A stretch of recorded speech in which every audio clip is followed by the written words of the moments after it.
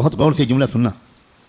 فیصلے کے سال آ رہے ہیں. اب دنیا کی زندگی میں زیادہ وقت باقی نہیں, پوری دنیا کی زندگی میں زیادہ وقت باقی نہیں. اب فیصلے کے دن آ رہے ہیں.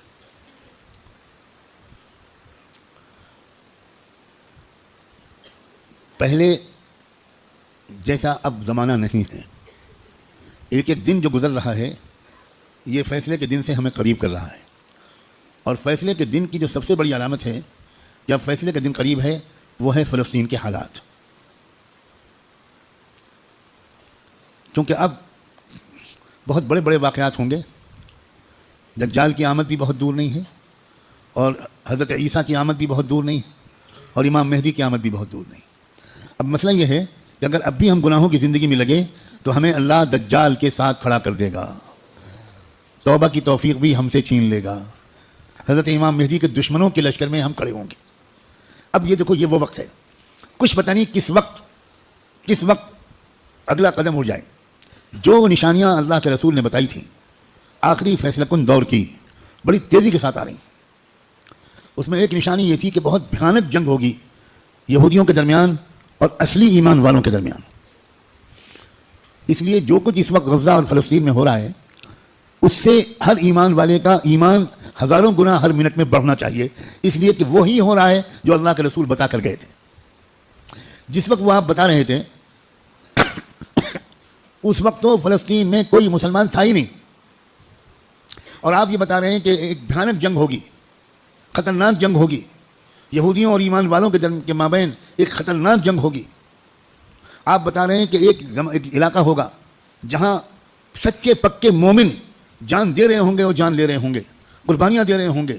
مسجد اقصیٰ کی حفاظت میں نوجوان جوک در جوک شہید ہو رہے ہوں گے.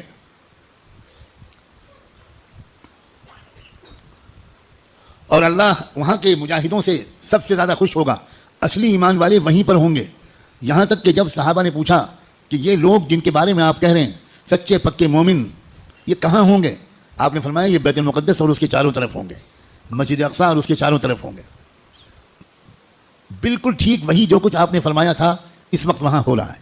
ہم لوگ اسی زمانے میں ہیں, آپ اس سے خوش ہوں یا آپ اس سے ناراض ہوں. ہم کو اللہ نے وہی زمانہ عطا فرمایا جس میں ہم اپنی آنکھوں سے اللہ کے رسول کی بات کو سچا پکا ہوتا ہوا دیکھ رہے ہیں. تو اس وقت وہاں جو ہو رہا ہے اس سے ہر لمحے ایمان کو بڑھنا چاہیے ہمارے. یہ ہمارا ایمان کی مضبوطی کی وجہ. لوگ الٹا سمجھ رہے ہیں. یہ جو کچھ وہاں پر ہو رہا ہے اس سے خوف اس کے دل میں آ رہا ہے جو سمجھا ہوا نہیں ہے, ڈر وہ رہا ہے جو سمجھا ہوا نہیں ہے.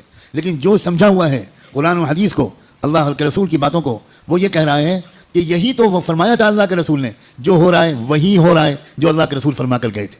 اس کا مطلب یہ ہے کہ آپ کی نبوت برحق ہے, آپ سچے رسول ہیں. آپ نے اس وقت یہ فرمایا تھا جب اس کے کوئی آثار نہیں تھے. اب آپ نے جو آئندہ کے بارے میں فرمایا تھا کہ جو ہوگا, جب وہ ہو رہا ہے اور پچھلے 6 مہینے سے ہو رہا ہے بلکہ پچھلے 75 سال سے ہو رہا ہے جو اللہ کے رسول بتا کر گئے تھے, تو اس کے بعد میں جو ہوگا اس مقابلے کا آخری انجام اس کے بارے میں اللہ کے رسول نے جو کچھ فرمایا وہ بھی یقیناً ہو کر رہے گا. اور وہ کیا ہوگا؟ وہ یہ ہوگا کہ اللہ کے کلمے کا بول بالا وہاں سے پھیلنا شروع ہو کر پورے عالم کی ہر کچی پکے گھر میں اللہ کا کلمہ داخل ہوگا. پوری زمین پر انصاف کا نظام قائم ہوگا, اللہ کا حکم چلے گا, باطل ٹوٹے گا, حق کا غلبہ ہوگا. ایمان والوں کو اللہ تعالیٰ عزت, حکومت, اقتدار, طاقت, غلبہ دیں گے, ان کی قربانیوں کے انعام کے طور پر ضرور دیں گے. اور پھر دجال کا قتل ہوگا, دجال سے چھٹکارا ملے گا. پوری دنیا میں لا يبقى بيت مدر ولا وبر الا وتدخل فيه كلمة الاسلام بعز عزيز او بذل ذلیل. اللہ کے رسول کی حدیث کے الفاظ ہیں کہ کوئی کچا پکا گھر یا کوئی خیمہ ایسا نہیں بچے گا جس میں اللہ کا کلمہ داخل نہ ہو جائے, طاقت کے بل پر یا قبول کر کے داخل ہو کر رہے گا. اس لیے لوگوں یہ بہت چوکنا رہ کر جینے والا زمانہ ہے. اگر اسی طرح غفلت میں رہے جس طرح آپ تک جی رہے ہیں تو ہمیں خبر بھی نہیں ہوگی, اور اللہ کی طرف سے فیصلہ ہو چکا ہوگا کہ اس نالائق, فاسق, فاجر, خطاکار, گنہگار مسلمان کو میں دجال کا ساتھی بناؤں گا. یہ امام مہدی کا ساتھی نہیں بنے گا، یہ حق کا ساتھی نہیں بنے گا، یہ سچ اور انصاف کا ساتھی نہیں بنے گا، یہ مظلوموں کا خادم نہیں بنے گا، یہ ظالموں کا ایجنٹ بنے گا، یہ ظالموں کا مخبر بنے گا، یہ ظالموں کا دلال بنے گا، 4 پیسے کے لیے تھانے پہ جا کر مخبری کرے گا۔ یہ فیصلہ کسی لمحے ہم میں سے کسی کے بارے میں ہو سکتا ہے۔ یاد رکھنا، میں نے اللہ کی توفیق سے اپنی بساط کے مطابق بہت لمبی بات کو چند جملوں میں سمیٹ کر آپ کے سامنے رکھ دیا ہے۔ قسم کھا کے کہتا ہوں، اس میں ذرا بھی مبالغہ نہیں ہے، فیصلے کا دن قریب ہے۔ اب اگر گناہوں کی طرف واپس لوٹے، اب اگر پچھلی زندگی کی طرف واپس لوٹے، جن غلطیوں کو چھوڑنے کا فیصلہ کیا ہے، بار بار اللہ تعالیٰ سے عہد کیا ہے، بار بار رو رو کر انفرادی اور اجتماعی طور پر یہ ارادہ کیا ہے کہ اب گناہ کی طرف واپس نہیں جائیں گے، دوستو اب اگر واپس گئے تو پتہ نہیں پھر دوبارہ توبہ نصیب ہوگی کہ نہیں، کیونکہ یہ جو دن اب آ گیا زمانہ، اس زمانے کو پہچاننا علماء کا فرض ہے۔ علماء کی ذمہ داری ہے کہ وہ اس دور کو پہچانیں۔ پچھلے دور کی روایتی باتوں سے کام نہیں چلے گا، اب آپ کو اکابر علماء کے پاس رہنا پڑے گا، کچھ مہینے گزارنے پڑیں گے، تربیت لینی پڑے گی، ان کا اعتماد حاصل کرنا پڑے گا۔ جب اعتماد ہوگا تب وہ آپ کو خاص خاص باتیں بتائیں گے، تب وہ آپ کو اپنے سینے کا علم منتقل کریں گے، تب آپ کو وہ امانت سونپیں گے، آپ کو ایک ذمہ داری سونپیں گے کہ بھئی کس طرح امت کے عوام اور خواص کو، امت کے مردوں اور عورتوں کو، اور خاص طور پر امت کے نوجوانوں کو کس طرح سنبھالنا ہے۔ سب سے زیادہ بنیادی بات اس وقت مجھ کو اپنے سے بھی کہنی ہے اور آپ سے بھی، وہ ہے استقامت۔ اب جمنا ہے، کہو انشاءاللہ۔ اب تقوی پر جمنا ہے، اب اللہ کی اطاعت پر جمنا ہے، اب گناہوں سے دور رہنا ہے، اور جیسے کوئی غلطی ہو جائے سب کام چھوڑ کے اللہ سے معافی مانگنی، دیر نہیں کرنی، کیونکہ پل پل یہ خطرہ ہے۔ جو واقعی زمانے کے تقاضوں سے واقف لوگ ہیں، وہ ہر وقت ان کا دل اس وقت فلسطین کی طرف لگا رہتا ہے، اور اس لیے کہ وہ بار بار تازہ ترین وہاں کی خبریں جاننا چاہتے ہیں کہ کہیں دجال آ تو نہیں گیا، کہیں کوئی ایسا دعویٰ تو نہیں ہو گیا۔ یہ غفلت کے ساتھ زندگی کے دن نہیں ہیں، غفلت کے ساتھ گزارنے والے دن نہیں ہیں، یہ بہت ہوشیاری کے دن ہیں۔ اور یہ بھی یاد رکھنا، الٹے سیدھے مقرروں اور مولویوں، الٹے سیدھے جو اپنے آپ کو عالم کہتے ہیں اور ہیں وہ جاہل، ان کی باتوں کے چکر میں مت آنا۔ وہ طرح طرح کی باتیں تم کو بتا کر تم کو غلط راستے پر لے جائیں گے۔ جو سچے پکے اکابرین ہیں، بڑے بڑے بزرگوں کی صحبت یافتہ، قرآن مجید کے مفسر، قرآن کو گہرائی سے سمجھنے والے، اللہ کے رسول کی منشا کو سمجھنے والے، پوری زندگی کے 24 گھنٹے اللہ کے دین کی خدمت میں گزارنے والے، جن پر وقت سارے بزرگوں نے اعتماد کا اظہار کیا، ان کی بات ماننا ہے۔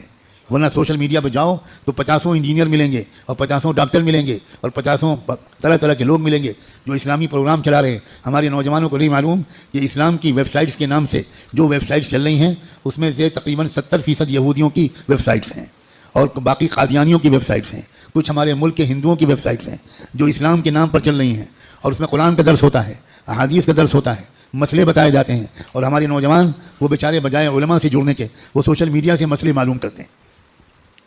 ابھی مجھ سے چند دن پہلے یہیں کسی نوجوان نے پوچھا کہ ہمیں بعض مسئلے معلوم کرنے پڑتے ہیں تو ہم سوشل میڈیا پر جاتے ہیں، وہاں پریشان یہ ہوتے ہیں کہ الگ الگ سائٹ سے الگ الگ جواب ملتے ہیں۔ میں نے ان سے پوچھا کہ جب آپ بیمار پڑتے ہو تو سوشل میڈیا پر جا کر علاج کراتے ہو؟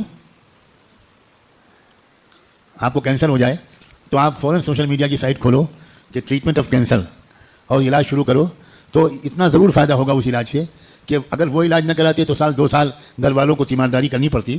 سوشل میڈیا کے علاج سے انشاءاللہ بہت جلدی گھر والوں کی پریشانی دور ہو جائے گی۔ جب آپ کو کوئی مقدمہ لڑنا ہو، کوئی عدالت کا مسئلہ قانون کا ہو، تو آپ کس کے پاس جاتے ہو؟ کسی انجینئر کے پاس، کسی انجینئرنگ کی سائٹ کے پاس جاتے ہو کہ بھئی ہم کو فلاں قانون معلوم کرنا ہے تو انجینئر صاحب بتا دیجئے۔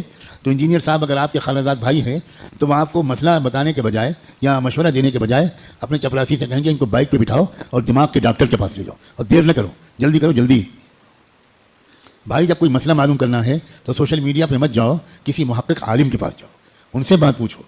اس لیے موجودہ زمانہ کیا ہے، یہ دور فتن کیا ہے، کس کس ترتیب سے فتنے آنے والے ہیں، کیا ہونے والا ہے، دنیا بھر کے حالات کیا علامتیں دکھا رہے ہیں، کیا آثار ظاہر ہو رہے ہیں، بر صغیر ہند و پاک میں کیا تبدیلیاں ہو رہی ہیں، سرزمین فلسطین میں کیا حادثے رونما ہو رہے ہیں، عالم عرب میں کیسے مشرک لوگوں کا قبضہ ہو گیا ہے، عرب حکومتیں اس وقت مندروں کا افتتاح اپنے عرب ملکوں میں کرا رہی ہیں، مندروں میں بیٹھ کر افطار پارٹیاں ہو رہی ہیں، عرب حکام کس طرح اس وقت مشرکانہ نعرے بلند کر رہے ہیں، یہ سب آخری زمانے کی علامتیں ہیں۔